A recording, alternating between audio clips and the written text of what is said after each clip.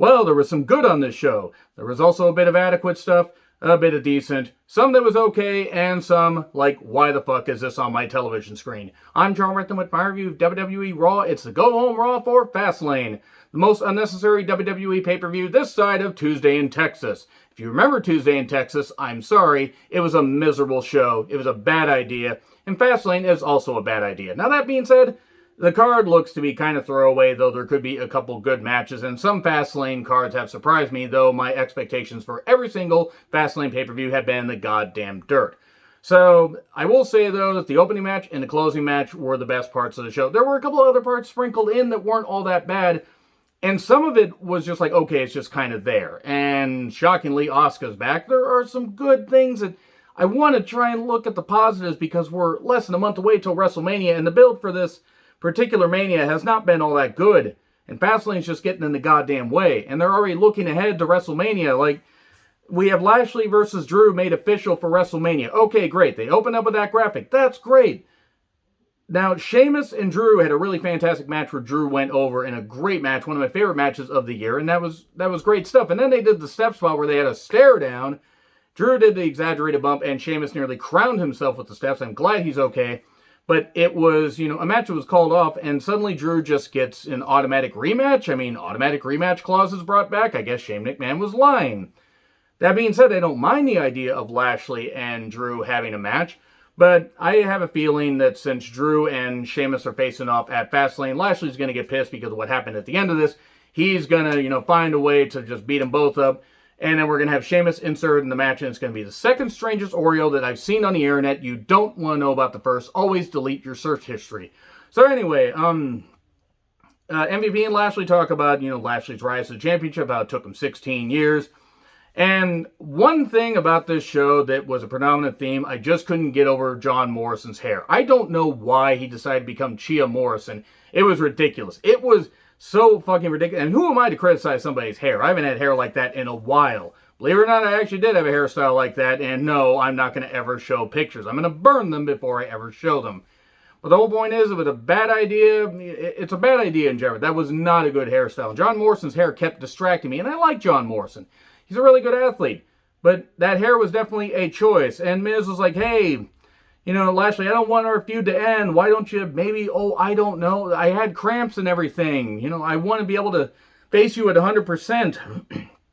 And then Drew comes down, talks to Lashley, and talks about their journey to the championships, how they had to go away. And, like they both went to Impact. They both went and did some good stuff. Lashley did tremendously well in Impact. They used him correctly, and it took WWE nearly 3 years to start using Lashley correctly like that. But Miz interjects. And, he's trying to, get the attention of both of them. And Drew basically says, hey, I'm going to beat your ass, Miz, if you try to challenge me tonight. They're going to have a match, but he says you can either walk away or I'm going to beat your ass. And then Drew calls Lashley you big, bald bitch. He can say the B word. He said the B word. And then Lashley jumps on Drew and then leaves. And Miz and Morrison, ho, ho, hey, hey, and Morrison's, just Chia pet hair, just like dominating the entire screen. I think it was blocking out the sun at one point. And Sheamus gets Lashley on the stage. Dags, you like Dags? Wearing the hat. Can't get over the goddamn hat. It's a mixture of Brad Pitt's character from Snatch and Daniel Day-Lewis from Gangs of New York, which would be a very strange mashup if you know anything about those characters and have seen those movies. One was good. One was Gangs of New York. That was pretty much Daniel Day-Lewis and a good cast, but really just Daniel Day-Lewis chewing up the scenery. Kind of like There Will Be Blood, but with less good acting. So, Sheamus says he will defeat Drew at Fastlane and go on to WrestleMania. We are on the chode to WrestleMania. Sarah is just goddamn stunning. I also think Charlie might be done in WWE because she has a job with ESPN. She's been doing stuff on the ESPN for a while. Maybe she's just going to do the kickoff panels. Honestly, I like seeing Charlie on screen, but you know what? If she wants to go do stuff at ESPN, best wishes to her. Asuka's back tonight. Hooray! Miz versus Drew. And Morrison's hair just distracting everything. Like, seriously, I think the referee thought it was an illegal foreign object. I mean, like, he's just... The hair, I don't know why the hair kept distracting me, but it's like I kept, joking about it on Twitter. I was just like, what is with the hair? Who thought that was a good idea? Seriously, who thought that was a good idea? So anyway, Miz is trying to attack Drew and beat him down and everything because Drew got laid out. And then at one point, Morrison's sunglasses end up in the ring, and Drew smashes the sunglasses. He does not wear his sunglasses at night because since they're broken, they wouldn't really do any good. He could not keep track of the visions in his eyes. Morrison then gets kicked out, probably because the referee's like, I'm sick of that hair, leave. So the match went through a break. It was a good match, though, and eventually Drew hit the Claymore, but then got the Hurt Lock on because he's trying to show that he can beat Lashley with his own move, and Miz got beat. So good, Miz got beat. Bad Bunny won a Grammy. Did BTS win a Grammy? Seriously, guys, Grammys, whether you win or not, does not, undercut the amount of talent and hard work and dedication that your favorites have. It's an award. I would like if my favorite movies won an Academy Award. I'm still upset that Shakespeare in Love beat Saving Private Ryan for Best Picture, but it's not going to dispute, take away from the fact that your group works really goddamn hard. Also, some of the clips I heard from, various other performers at the Grammys, I don't think that music is going to survive another 10 years. What is Dua Lipa? It sounds like a European feminine care product. Anyway, if I pronounce that wrong, I apologize. I don't know anything about current music.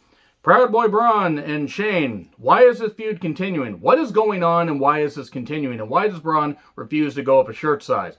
Why does Braun also refuse to get some intelligence? Why is Shane sweating so much? Is he on the surface of the goddamn sun? Why is he could be his own goddamn slip and slide if he just decided to slide down the ramp. Wouldn't even need lube. Just go straight on in there. Astroglide on in there. Have fun on seeing that. Why is Shane a heel? Why is Braun a face? Why is this feud happening? He kept calling him stupid. You and your stupid mind. Stupid, stupid, stupid.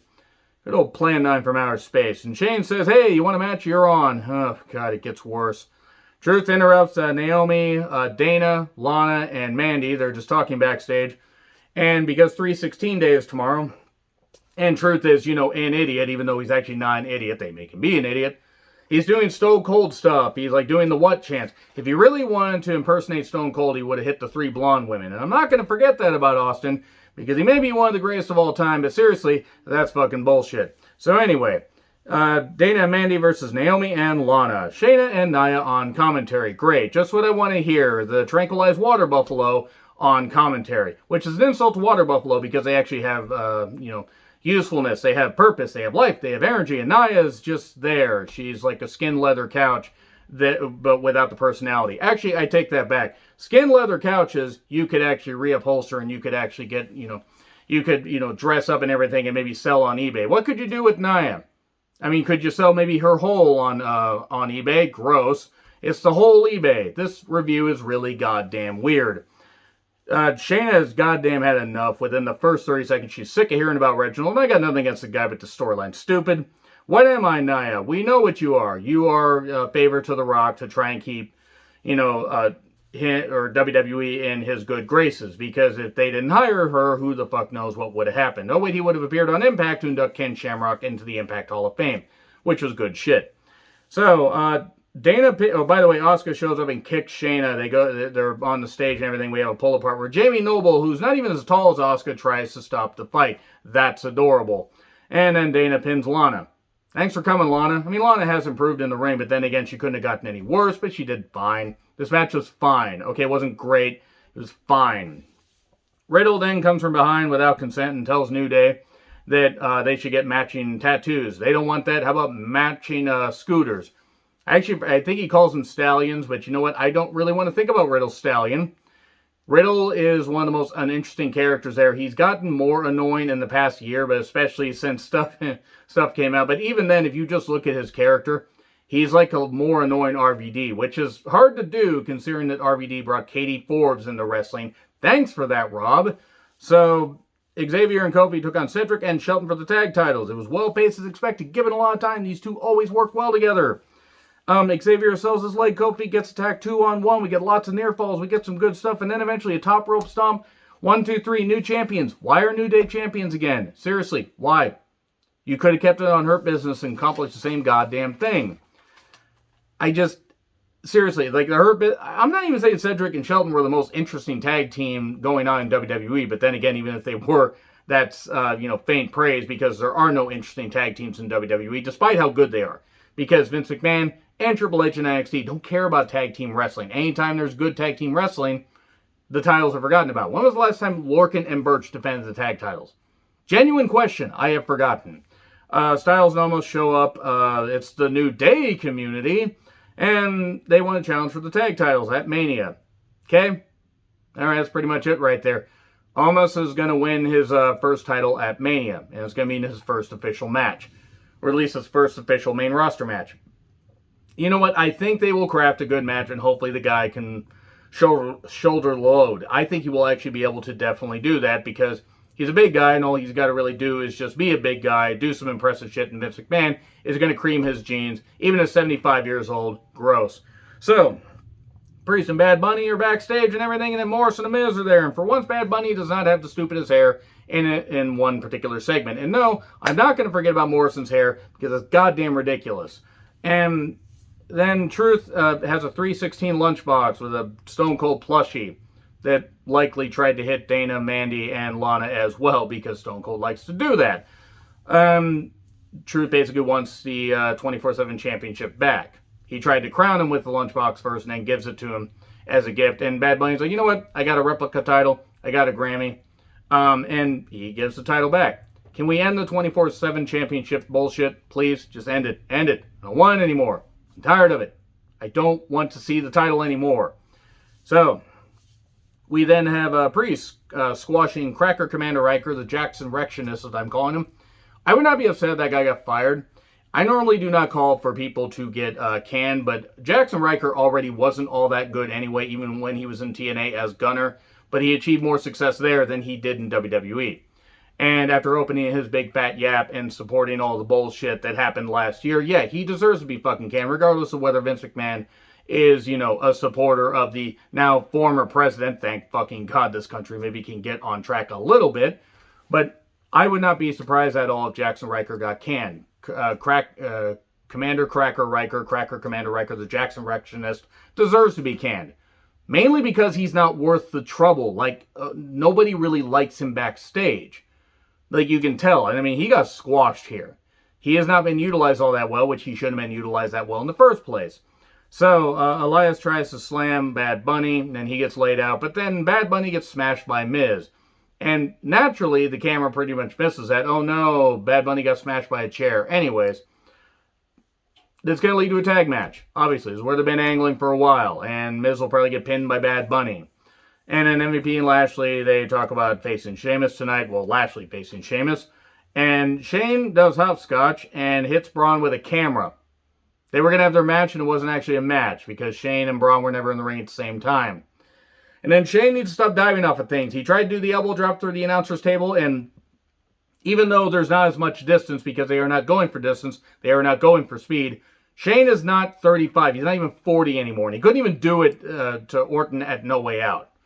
2009 when he did that, he couldn't even dive off of something then for long distance. He can't do it anymore. I appreciate that Shane wants to do this, but he's an idiot for trying this. He's going to die doing this, and I don't want Shane to die doing this stupid shit. He's got kids. Should be able to raise his kids along with his wife. But then Shane calls Braun stupid constantly and gets 2 buckets of green paint and dumps it on him. Is he going to be Shrek? Is he sliming him because the Kids' Choice Awards were recently? Or did they just have leftover green paint from, I don't know, a Tampa Bay Devil Rays, practice? Or Tampa Bay Rays? What is going on? Why was there so much green paint there? Genuine question. I have no idea. And I can say that about a lot of this show. So this Orton Alexa stuff is just rotten. They do recaps of it. Alexa says Orton will need to take her out, basically kick her out of his life. And then Orton later says, I will do that. And she has spoopy contacts, because why not? So Asuka versus Shayna. Nia tries to interfere a lot, but Asuka wants revenge. It's good to see Asuka back. And Shayna and her, have a good back and forth for a little bit. But then the Barracuda clutch, as I like to call it, and Asuka rolls up, kind of like Kairi Sane did at SummerSlam, Takeover. Takeover, not SummerSlam, Jesus Christ, all blends together. But yeah, she rolls up out of it and gets the victory. Same finish that they had between Bret Hart and Stone Cold Steve Austin at Survivor Series 96. They've done it before, and they'll continue to do it. They did it between Bret Hart and Roddy Piper when they did the sleeper hold thing at WrestleMania 8. It's a tale as old as time. They've done finishes like that, but just ridiculous. So anyway, Asuka wins, and then Asuka curb stomps Shayna on the buckle, and then takes the buckle off and tries to do this, and tries to do it on the exposed buckle and bust up Shayna's teeth, takes the mouth guard off. And then she nearly cans the ref, basically yelling at him and everything. I don't know what she said, because I don't speak Japanese. I do want to say this, if they just presented Asuka like this more often, it wouldn't be that. Don't have her be scared of midget spoopy bliss. Don't have her, you could have her do some funny stuff, but just have her be the killer here, and you could actually feature Asuka the way she should be. Then Riddle just rides by Retribution backstage while he's cutting a promo, just proving that the group that calls themselves Retribution doesn't mean anything, and he doesn't think anything of Ali. And then we have a U.S. title match between Ali and Riddle wins, and the U.S. title remains meaningless. I feel bad for Ali. I was hoping he would win. I hope he wins at Mania. I know he's dealing with a torn PCL, I believe, and hopefully he can battle through that and win the title. I just fear they're not going to feature him right. And then Orton answers Alexa's challenge. He will kick her head off or kick her out of his life. He'll punt her, and the Fiend will show up, and nobody, well, at least I won't care, because I don't like this feud. Drew then talks about, comes down to the ring. First, passionately inserts his lengthy Claymore once again in the Thunderdome. We get recaps of the New Day winning the tag titles. Drew says he will be at ringside for this. Drew did say one funny line, though. If you make a guarantee in this industry and you don't deliver, fans get upset. Sparks fly. I like that. Those kind of subtle shots between the companies are kind of funny. And to be fair, AEW deserved that for all the bullshit they did at AEW Revolution. Because that was goddamn bullshit to do that match. And that was funny. Now, WWE's got plenty of problems they need to address. That was funny. So, Sheamus versus Lashley. It's Irish Coffee main event. And actually, this is pretty damn good. Big meaty men slapping into each other. And I never thought I had seen thick African-American men trampling and brutalizing and fisting an Irish-American man while a Scottish-American man watches on camera again. Again, always delete your search history. So, Drew does watch from ringside. Big belly-to-belly throw by Lashley to the floor, and then we get to the break. We get a good back and forth. This is hard-hitting. It was really well done. Lashley superplex. White noise for 2. Mid-air spear for 3. Sheamus doesn't look weak. Drew Bro kicks Lashley via a little bit of a distraction. And then says to Sheamus, you're gonna get yours at Fastlane. Also says to Lashley, that was just a little taste. A little taste by giving it to him in the face. Wrestling is weird. Anyway, agree, disagree what I said, like, share, subscribe, Twitter handle in the description. I'm John Retlin. I'll see you soon.